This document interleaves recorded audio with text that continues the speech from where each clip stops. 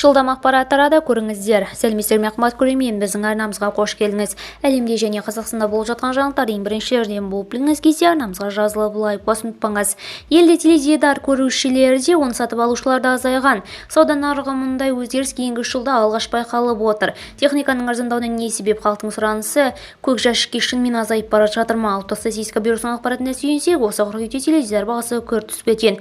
2021 жылдан бастап алғаш рет 15%-ға жуық төмендепті. Кейінгі жыл үшін бұл рекордты көрсеткіш. Себебі осы көктемде ғана ұлттық бюроның есебі бойынша теледидар бағасы 26,9%-ға, ал кейінгі бір жылда, яғни 2023 жылы қыркүйекте бағаның 39%-ға дейін өскені байқалған.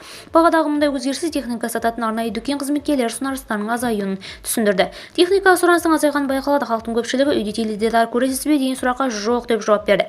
Иә, теледидарға сұраныс азайды десек те, телеөнімге қызығушылық төмендей қоймаған. Себебі оны тамашалайтын техника түрі ауысты десек дұрысырақ. Қазір барлығы қалтада ұстайтын смартфонды серік етіп кеткен жоқ па? Керегі содан топ кез келген жерде көре береді.